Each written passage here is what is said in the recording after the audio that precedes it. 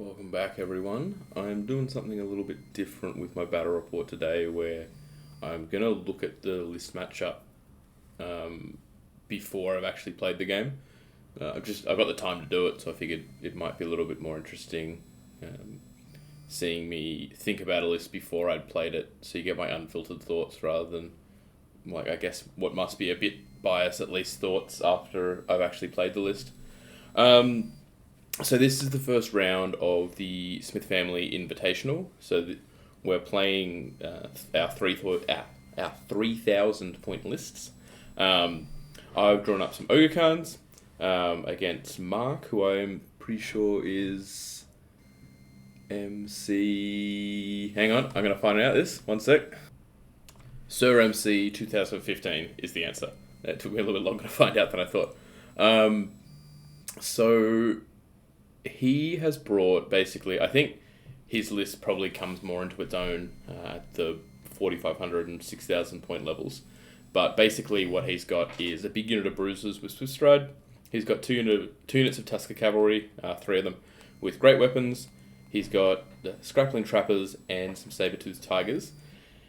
His Great Khan has the D3 wounds great weapon, so I've got no one who wants to fight him particularly, and Destiny's Call. He's also got 18 inches for his Leadership 9, which helps here if he hasn't brought a BSB. Other than that, he's just got a Shamanism Master, basically. I've gone through my list in more detail in my previous... Not my previous video, the video before my previous video. But I'll just go through it quickly. Basically, I've got a really fast Centaur BSB, an Evoc Master, Wildhorn Herd, I'm not doing too well today, unit that wants to fight, a small unit that wants to ambush, a big unit of Razortusk Herd, Chaff Razortusk, some Chaff Gargoyles, an ambushing Longhorn unit, and two Beast Giants with Uprooted Tree, which, if anyone has been watching my previous battle reports, have become one of my favourites recently. Basically, looking at his list, it's obviously quite straightforward where his characters are going to go, because the only place they can go is in those bruises. I don't really have great tools to deal with the bruises. If I can get like a pretty spectacular combo charge off, it might be good, but Great Khan, 5 attacks, 4 hit, he probably deletes a giant and enough Razortusk Herd that I probably can't win that if either of them charge in the front. I think if I have the opportunity to send the Wildhorn Herd in when he's not too buffed and I can get a unit in the flank, I might do it. But other than that, I don't really want to fight it, so it might just be limiting the damage that it can do. The Tusker Cavalry are a little bit troublesome because I think my Beast Giants just lose to them, basically. So I'm happy with my Razortusk fighting them, but I'll need to do something to make sure that I get leadership over there to not fail my fear check. Which could just be the Beast Herd Hereditary, which is normally fairly easy to get off. Because other spells are more scary for the opponent. I do think a combo charge with the Razortusk and my Centaur Chief could be good there, because the Razortusk will do maybe some wounds. And then that means the Centaur Chief doesn't have to fight 2 Tuskers at once. And if I just kill 1 Tusker, they're only 3 wounds each, he wouldn't be steadfast. So that will be something I'm looking at. Razortusk, the small Razortusk or the Gargoyles even going in there, I'd be pretty happy with. I probably wouldn't be happy sending the Giant in with the Centaur Chief because he probably bleeds too many wounds and I think I end up losing overall. I don't really have any tools to deal with the Scrappling Trappers. I think they can be really annoying. I don't know what... I think the maps are randomized. So I don't know how effective they'll be in terms of the terrain on the board, but they could be really, really annoying. They're quite a handy little piece to have on. Other than that, though, I do have a pretty big advantage in terms of my ability to sort of spread out and threaten from multiple angles, because I've got a chaff advantage. I've got if we think the Wildhorns and the Razortusks and the 2 Beast Giants are my combat units, I've got 1 extra combat unit basically. And then you can count the Centaur Chieftain in that as well. So neither of us have much range damage, and like I've already decided like I'm not taking snipes. Man, I'm really struggling with Evoc because they're just kind of boring. So in a tournament like this, I don't want to sit back and try and ping off wounds. It's just not fun. I want to kill things in combat. So pretty much, I think every game I'll probably be taking rerolls to wound, -1 wound, -1 res, rerolls to hit for the Razortusk unit, and the Beast Herd Hereditary, because Dance Macabre isn't that valuable, and if I'm not taking the snipes from Evoc, it's kind of the only spells I've got that are my options. And I actually I think that the Beast Herd Hereditary is actually quite an underrated spell, just because Beast Herds have a problem a lot of the time with leadership. So you can build lists that don't have that problem, which means you don't need to worry about it too much, and the Beast Herd Hereditary spell is basically useless. There are some instances where having the Beast Herd Hereditary is pretty huge, like against, say, a Dwarf list that relies on the Leadership 10 stubborn of a unit. Popping them down to Leadership 8 is actually something that they should be pretty scared about. But I do think it is helpful, less helpful here, but when I bring my Shamanism wizard in who can take Savage Fury, when you've got that combo, it's actually a decent way, I think, to mitigate the effects of like fear, or just generally the fact that often you want to play your army wide, but you don't have the leadership or a big enough bubble to do so. So everyone reckons it's really shit, but I think that it has its uses if you take into account when you're building your list that you can take that spell. Because Beast Herds are probably the worst army when it comes to issues with leadership. Like, Vermin Swarm can be a problem with the new book, but most of the people are taking the Dictator, which means that pretty much, and like with Eagle Standards and stuff, like from what I've seen, it doesn't seem to be that much of an issue. I think that Beast Herds probably have the worst leadership in general for how the army wants to play most of the time. But if you take lots of minnows and lots of centaurs, obviously you, again, can just not care. Like most armies at 9th, you have tools to basically just ignore leadership. Yeah, that's basically my thoughts. So I think that I need to use my movement advantage against his list to surround him and get some combo charges off. I likely will try to avoid the bruises and just mitigate the damage they can do. The secondary objective is scoring units, so I might keep my Longhorns and my Wildhorns a bit far from the action, so that if I killed those 2 Tusker units and keep my ambush units safe, I'll actually win the objective for sure. And I guess that's kind of my plan. I'm probably not going for a huge win here because the bruises are just too hard for my list to deal with unless I can outposition Mark quite significantly.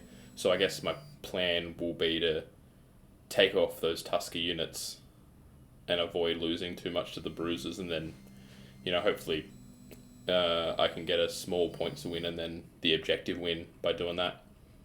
The game it doesn't matter.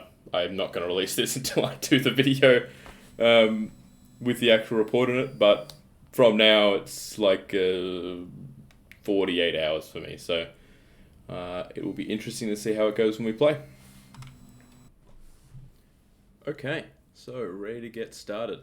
I tried before this, I recorded the entire game, and I was trying to look at it sort of as the game was playing in the background in a sped up frame, commenting on that, and not needing to sort of go through my screenshots where sometimes I miss information. But when I was playing it sped up, it was really jumpy.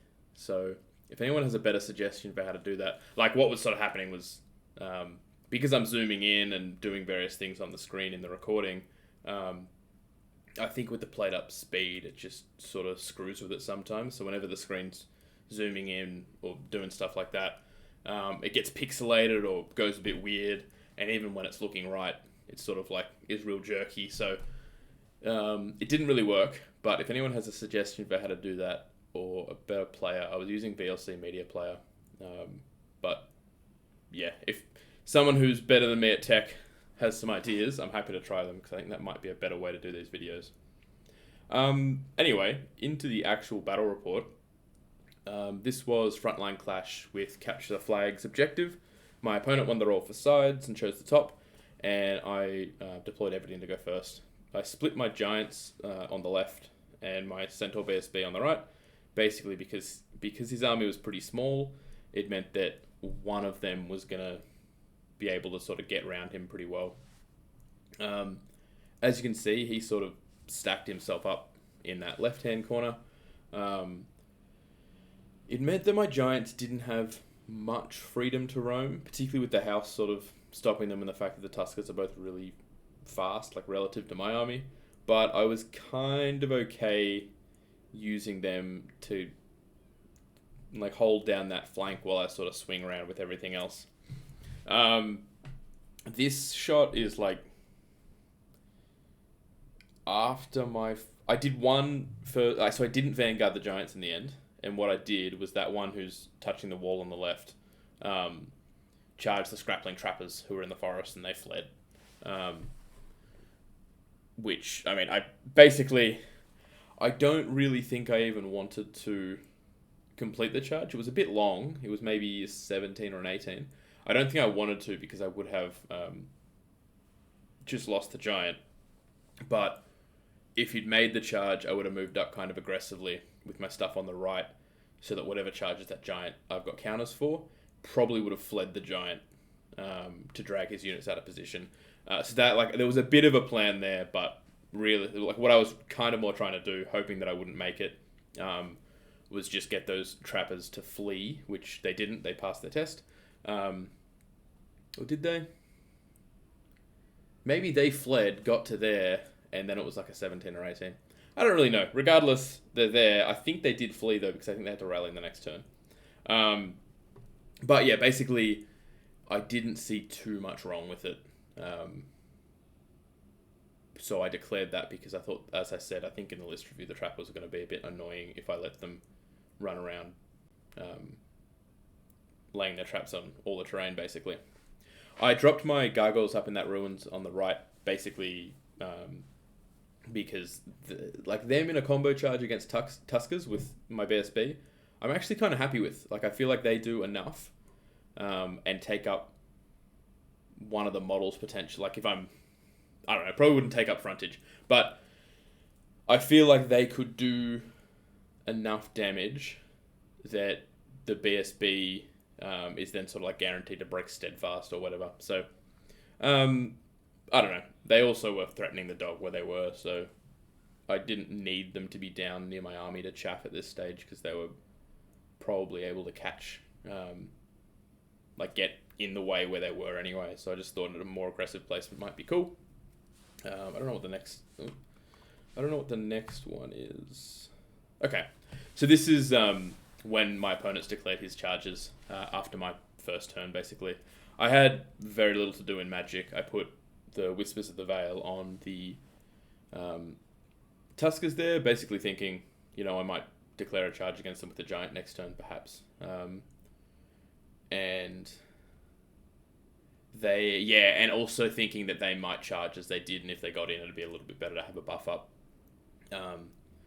Both these charges, my opponent needed an 11 to get in. I considered fleeing both of them. The Giant I didn't mind so much about, because if his Tuskers got there, I would just chaff his bruises and then countercharge with my Giant and my big block, and I think I'd be pretty good there. The one on the right I thought was going to be a problem if he got in, but I just wanted to take the risk. And this... Wow, okay, quite a bit has actually happened. Well, not really, but things have moved. So basically, he didn't make either of those charges. The Scrapplings definitely, they did flee from the Giant, because where they are there is their rallied position, basically. This is after my turn 2 movement, before Magic. I did actually declare a charge against those Tuskers with Whispers of the Veil on them with my Giant who's touching the wall, but they passed their terror check. I brought my ambushes on. I think, honestly, smarter would have been to bring them on the bottom right because it's scoring, but it's a little bit boring to do in a tournament of this nature. So I thought I might as well bring them on somewhere where they might get to fight something, and I might get a little bit of action. So the Tuskers on the left were chaffed by his own scrappers, and I chaffed the big block and the Tuskers on the right with my Gargoyles, basically moving up so that I would hopefully be able to get a combo charge no matter what happened. Like, I'd have options for a combo charge, basically. Next one is just... Oh, this is just after my magic and my shooting. I killed the Sabertooth with my throwing weapons. I got Whispers of the Veil off on his big block. And I put the Hereditary on my Gargoyles. Really, the only reason for that was that if he somehow didn't kill them, he'd be at -1 leadership for like a restrain test. So it was unlikely to matter, but I had some dice left, and because I don't have any offensive magic, there wasn't much else I could do that would be helpful. Okay, so I won't go to that one yet because that's a little bit further on. Basically, in his turn, he charged the Gargoyles with his Gutstar. He turned the Tuskers on the right around, I think. We'll see for sure. He either turned them around or turned them to face the Centaur. And his Tuskers on the left just sort of shimmied to make sure they weren't chaffed by his own unit anymore. Magic, nothing really happened. And then in my turn, I decided to do what I think I said I would not do in my list review, or my thing that just preceded this, which is charge the Gutstar with a whole bunch of things.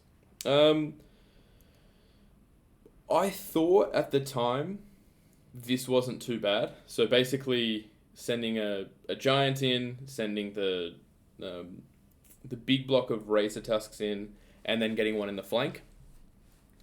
I thought that I would likely do enough damage to him that even though he's going to do like damage back to me, I thought I'd probably be fine. I also sent my BSB in on his Tusker Cavalry to the right. And the other thing about this combo charge basically was that part of declaring that giant charge, like I didn't want to send the giant in on his own, and if I declare the giant charge, he needs to pass leadership 8 terror check because I still had Whispers up, or he's off the board. So he passed that, obviously, and then once I'd done that, I'd taken that chance. I was like, we might as well throw things in and see what happens. Particularly because it's more interesting to play than just avoiding his block all day. Unfortunately, let me see where we go next. Yeah. Okay. Actually, yeah, we can just go to that one. So basically, this is, I think, after the combat. I did, with my giant, 2 wounds to his champion. And maybe... I think I put 4 of my attacks onto the champion and then 2 onto the unit, and maybe did 2 to the unit and did 2 to the champion. In Magic, I think I got only Whispers of the Veil off. I had a couple of Magic phases where I was failing to cast things. So I'm not sure if that was like just a little bit of bad luck, or if it was like just the dice spread, it was only likely that I got 1 spell off. But I only got Whispers of the Veil off. And my BSB actually beat his Tuskers in the combat by... He didn't do many wounds. He didn't even break their steadfast. So I think he did 2 wounds. He didn't take any himself, but then they failed their break test, so they ran. I ended up not overrunning because I think at some point between me charging my units in and me seeing what magic I got off, something sort of ticked in my mind that went, I don't think this is going to go well. So I kept my BSB there because everything in that combat was within 12 of him. So if I kept him out and he wasn't in the combat, he'd still be giving his rerollable leadership, but he wouldn't be breaking himself if the combat went badly. And it went pretty badly. My opponent did have Children of Umi up, so basically my -1 toughness spell is just balancing that out. But with my attacks at the unit, so I had 6 Razortusk, so 7 including the one in the side. I put all their attacks into the units. It's 21 attacks, and I also put, I'm pretty sure, 2 of the Giants' attacks. So I had 21 strength 6 and 2 auto-hitting strength 5. But I only did 6 wounds to the unit, which I'm not actually sure is very unlucky. Because like the 21 hitting on 4s is 10.5, and then wounding on 3s because of his spell. Which actually is kind of important because Whispers did nothing for that unit, so it was a dumb thing to cast.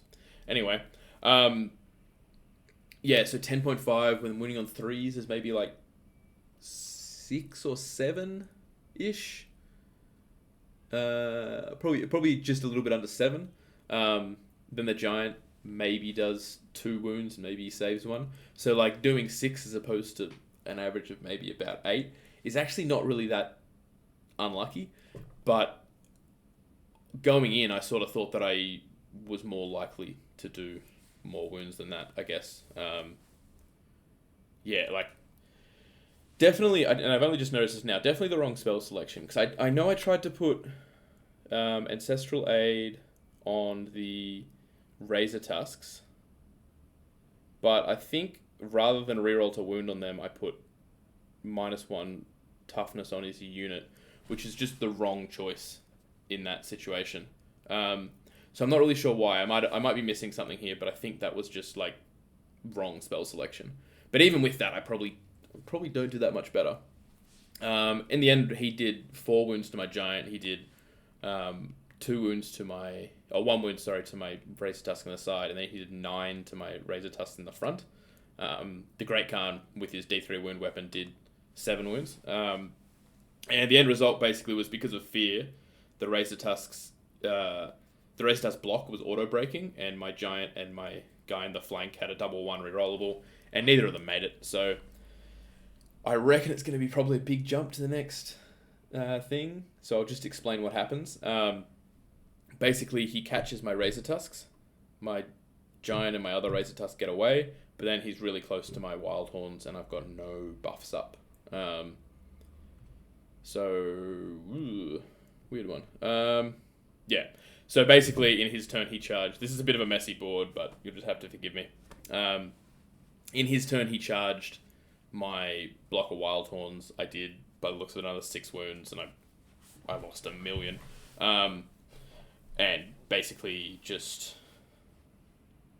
I wonder where I went if he didn't pursue... Oh, okay. So he didn't actually catch my Razortusk block. They fled through the Wildhorns. The Wildhorns died. He overran and caught them. And then when he hit the Razortusks, he got to do his extra wheel, but then he failed his leadership test to turn around on a pivot. The Tuskers on the left charged my other Giant, and the other Giant fled. And other than that, basically, we are looking at this. This is my turn 4, so it's like halfway through the game.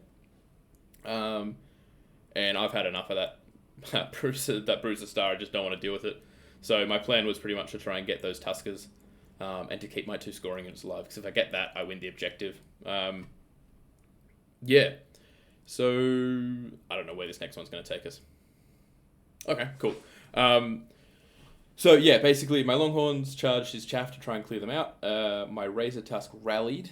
My Giant, who only had 1 wound left after he went through the building, didn't rally, but didn't flee very far. And my other one did rally. My Centaur got into the flank of his bruisers his Tuskers up here. Combats, my Centaur didn't take any wounds, and he did 3 or 4 to him. He failed his leadership and ran off, and I just sort of stuck where I was.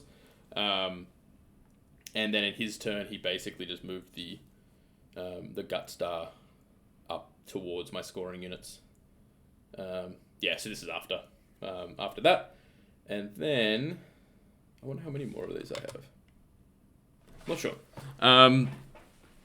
After that, I pretty much realized... Let's see if I got one of it. Okay, yeah, so this is after my turn, where I moved my Giant back up. I got my Centaur out of the way. I moved my Razortusk to block his characters from charging out. And I think the overrun there, the Longhorns couldn't get out of his line of sight or his overrun path. Would have been handy if I'd given them a musician here, but I was a bit stingy on that. And I think the overrun once he hit the Razortusk was going to be a 9. And that unit does have Swift Stride, so it's roughly a 50-50 if he gets in on the overrun, but this was sort of the best I could do. He failed it. This is actually the last picture of the game. So I'll go back to this one. So he charged the Razortusk, he killed it, he failed the overrun, and then I basically was like, well, he blocked my Centaur Chief by casting the Totem Beast, but couldn't block. Like, he blocked him so that if the Gutstar got into the Longhorns, I wouldn't be able to overrun. But when he failed, it left the overrun path there. And basically, once he was up like 4 or 5 inches further to the northwest, I was like, well, if I get my giant in, I probably win the combat and hold him up long enough that he doesn't get my scoring units. So I declared that charge. He passed the terror check again, which is, I think, why he got the Totem Beast off, because I didn't want him to get Savage Fury off and not have to take that terror check that could turn the game on its head. Let's go to the next one now, I guess, because that's the most important thing. The giant failed. I think it needed a 4 or a 5 on the dice or something. He rolled double ones. The Centaur Chief killed the Totem Beast, overran into the side of the Gutstar, and then just got swatted by the Great Khan. But where I charged him, I kept him out of 6 inches of everything. So when he overran in my turn 6, who met in my opponent's turn 6, he had to fight my BSB and kill him, but couldn't get to the Longhorns on time. So basically, end of the game, I had my ambushes and 1 giant left. And I'd killed everything in his army except the Gutstar, but that only got me 1,000 points. So I was down 16-4 on points. But because I won the objective, it was down to a 13-7 loss, which wasn't too bad. I think, if this was a more serious event, I think people's lists would be a bit different. So it changes everything. But playing a little bit more, not seriously, but playing a little bit more sort of like trying to win rather than trying to win through fun strategies, if that makes sense. I probably wouldn't have been as aggressive trying to take off that Bruiser Star, because I did think it was a pretty big risk, and I quite liked my position overall, thinking that I could probably take those Tuskers, minimize what the Bruiser Star is actually able to kill and get points off, and then by doing that, like, I think I get a small win. But that said, like, having that mentality would have probably also changed the way Mark played the game. So it's not as if, like, I'm out here going, I threw away a win. It's just sort of the way the tournament, at least how both of us were sort of viewing it, was more, let's have fun and see what happens when we do interesting things. So I think that the right choice would have been not combo charging the Gutstar, but it actually has also helped me sort of get better thoughts on Razortusks, because they're one of those things that it's like they've got a little bit like Bruisers, actually. We don't have characters in there, at least, where they've got all these like high quality attacks, but their to hit is so poor that they're really, really swingy. So I don't think, like, in my head, I sort of look at it and I'm like, I'm Beast Herds, and this unit has 21 Strength 6, or without the guy in the flank, so 18 Strength 6 attacks. That's good, but then I need to sort of flick that switch in my brain that also says, yeah, but they're one of the things that don't get rerolls in your army. So I need to sort of temper it and go like, oh yeah, so 18 is actually 9 hits. So charging a Gutstar like that, I'm probably only going to kill 2 guys with that unit. Because because I really expected to do more damage, and I don't think doing more damage to that unit was justified, particularly with Children of Umioth. So it's given me more information, which is kind of what, like, this tournament is sort of like having fun, and also for me trying things that I don't normally try. So sort of informing me a little bit better about things that I might include on my list later on, which is valuable in itself. I don't know any of the other results for the games yet. I don't think any of them have been played. But yeah, when I find out who I'm playing next, I'll probably have a look at their list and do it similar to this, where I split up the list analysis and the actual game report. Anyway, I hope you've enjoyed this one, guys, and I'll catch you next time.